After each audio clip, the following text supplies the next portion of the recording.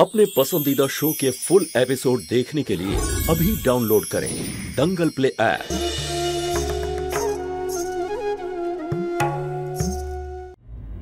এসব তুমি কি বলছো পঙ্কজ? সেটাই যেটা তুমি শুনেছো জ্যোতি।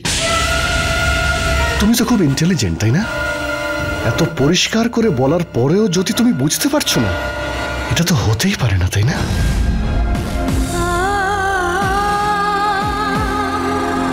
এবার তুমি বলো, এই বাড়ি থেকে কে যাবে, তুমি নাকি আমি?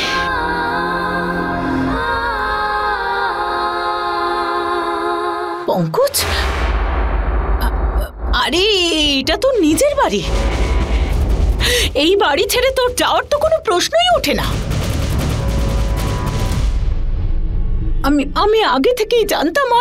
আর এই জ্যোতির উপর আমার প্রথম থেকেই সন্দেহ ছিল।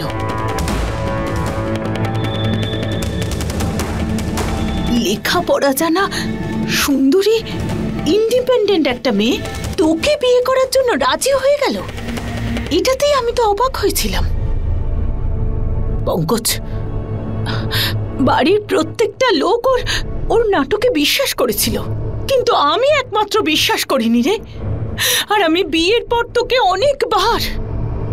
অনেকবার বোঝানোর চেষ্টা করেছি, ওর ভুলটা তোর সামনে তুলে ধরেছি, কিন্তু তুই সবসময় তোর বউয়ের হয়ে কথা বলেছিস। ওর চাকরি করা, টাকা নিয়ে তার বাপের বাড়িতে দেওয়া, ওদের সাহায্য করার জন্য কাউকে না বলে গয়না বন্ধক রাখা, প্রত্যেকবার তুই ওকে সাপোর্ট করেছিস। এমনকি এই বাড়িতে যখন এত বড় ঘটনা ঘটলো, দাদা দিদি তোর উপর চোরেরা অ্যাটাক করলো, তখনও ও সমাজ সেবাই করছিল।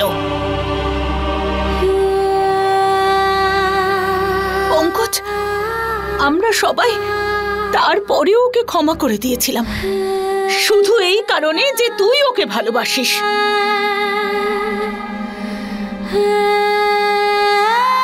আর ও তোকেই ঠকালো শুধু ওর জন্য। তুই তোর ছোট মায়ের বিরুদ্ধে গিয়েছিলি, মনে আছে তো? সেই ছোট মায়ের বিরুদ্ধে, যার সব কথা তুই শুনতিস। এবারে তো বোঝ পঙ্কজ, এইভাবে বাড়ি ছাড়ার কথা বলে তুই আমাদের সবাইকে কেন কষ্ট দিতে চাইছিস? ভৈরবী, এইভাবে কথা বলে কোনো সমস্যার সমাধান হবে না। তুই আমাকে একটা কথা বল পঙ্কজ,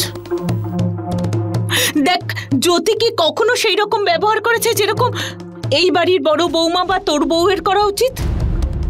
ও তো 24 ঘন্টাই তার বাপের বাড়ির চিন্তাই করতো, আমাদের কথা তো চিন্তাই করতো না কোনোদিন।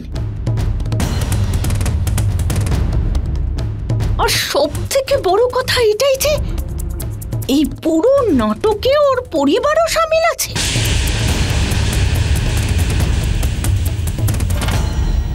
কিভাবে ওরা নিজের ছোট মেয়েকে এখানে কাজের লোক করে পাঠিয়েছে। পার্টিতে সবাই ব্রজকে চিনত, কিন্তু নাচে না নাটক করছিল। ওর বাড়ির লোককে নিজের ইশারায় নাচিয়েছে পঙ্কজ। তাহলে তোর কি মনে হয় যে ও আমাদের ছেড়ে দেবে? মানছি যে ও রোজগের মেয়ে, ওর বাড়ির লোকের ওর প্রয়োজন ছিল, যতদিন না ওর ভাই চাকরি পাচ্ছিল। তার মানে কি এটাই দাঁড়ায় যে ও আমাদের সবাইকে ঠকাবে? আমার তো লজ্জা করছে, অবাক হয়ে যাচ্ছে যে তোর মতো স্বামী পেয়েও অন্য কোনো ছেলের সাথে সম্পর্ক রেখেছিল। আর তুই এমন একটা মেয়েকে জিজ্ঞেস করছিস যে এই বাড়ি ছেড়ে কার যাওয়া উচিত আর কার নয়?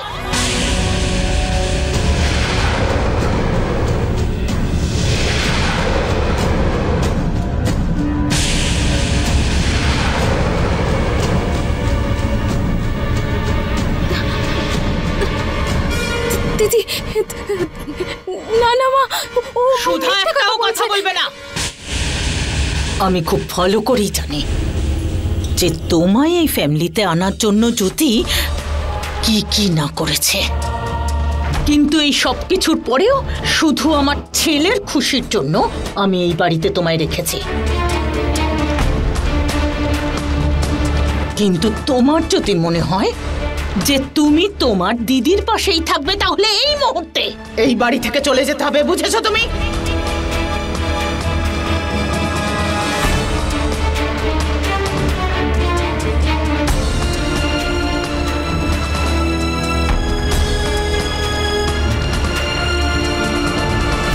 আর এইবার উদয় যা খুশি বলুক বা না বলুক,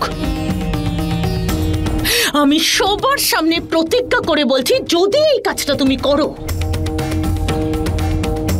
এইবার আমি বেঁচে থাকতে তোমাকে এই বাড়িতে ফিরিয়ে আনবো না।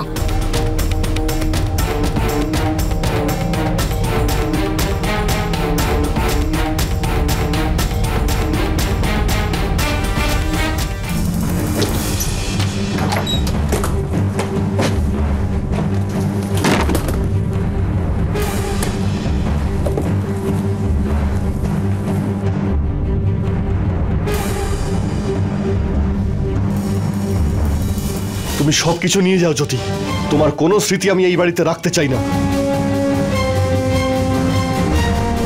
এসব তোমার না জ্যোতি, তুমি এই জন্যই আমাকে বিয়ে করেছিলে, তাই না? নিয়ে যাও, এই নাও, এই সব কিছু নিয়ে যাও।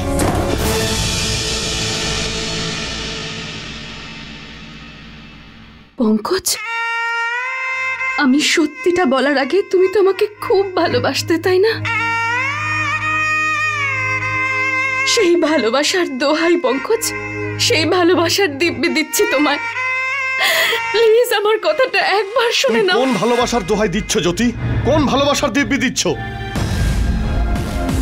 যে জ্যোতিকে আমি ভালোবেসেছিলাম তার আজ কোনো অস্তিত্বই নেই। সবকিছু মিথ্যে ছিল, তুমি সব সময় ছলনা করে গেছো।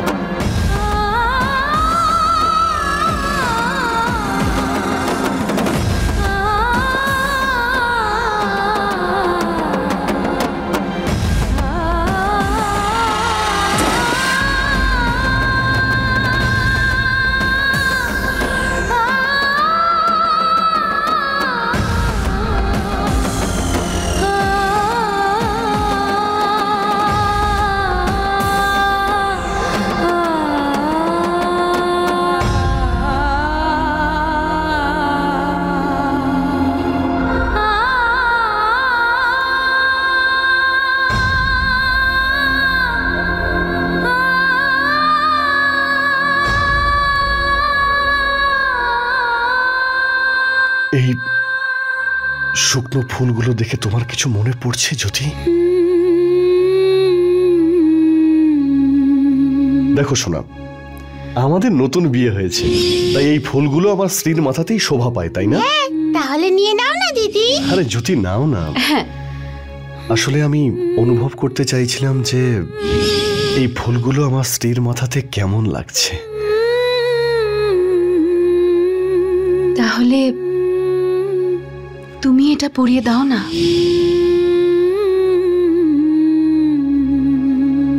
তুমি মনে করেও বা কি করবে? তুমি কোনোদিনও তো আমার ইমোশনকে সম্মানই দাওনি,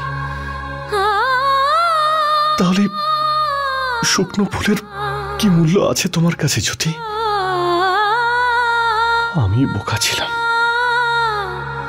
এই সেন্টিমেন্টাল ফুল যা এখনো পর্যন্ত আমার হানিমুনের ভালো স্মৃতিগুলোকে সঙ্গে রেখেছিল।